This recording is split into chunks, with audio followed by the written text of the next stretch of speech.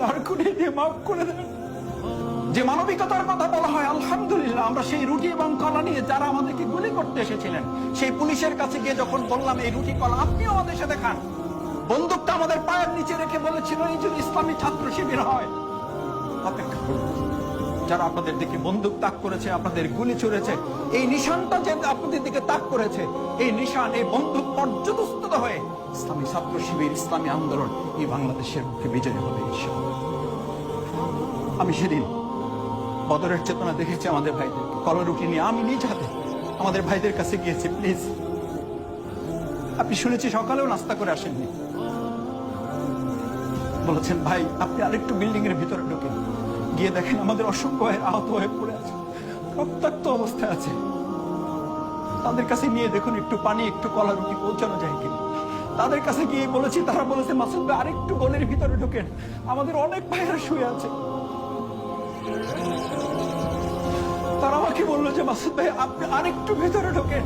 আমি ভিতরে গিয়ে ঢুকে দেখলাম যে অসংখ্য ভাইরা সেন্সলেস হয়ে পড়ে আছে, যাদেরকে জিজ্ঞেস করে জানাও যাচ্ছে না তাদের পানির প্রয়োজন আছে কিনা, তারা পানি খেতে পারবে কিনা, তারা রুটিটুকু মুখে নিতে পারবেন কিনা। আমাদের জামাত ইসলামী, ইসলামী ছাত্র শিবিরের প্রতি শুকরিয়া আদায় করি, আল্লাহ তাআলা দয়া করে যদি অন্তত কালকে আমাদের কঠিন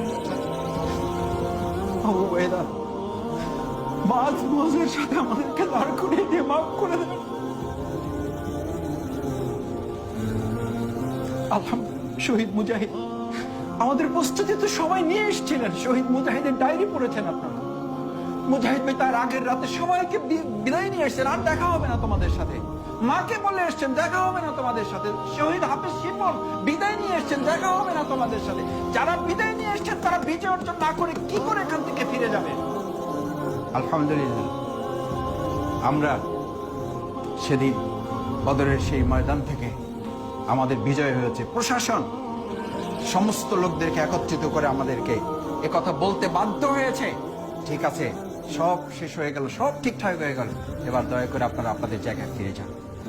সম্মানিত ভাইয়েরা, সেজন্য আজকের এই যে পরিস্থিতি, আমরা বদর শুরু হয়েছে সেখান থেকে শেষ হয়ে যায়নি। বদর প্রতি মুহূর্তে প্রতি সেকেন্ড আমার কাছে ধরা দেয়।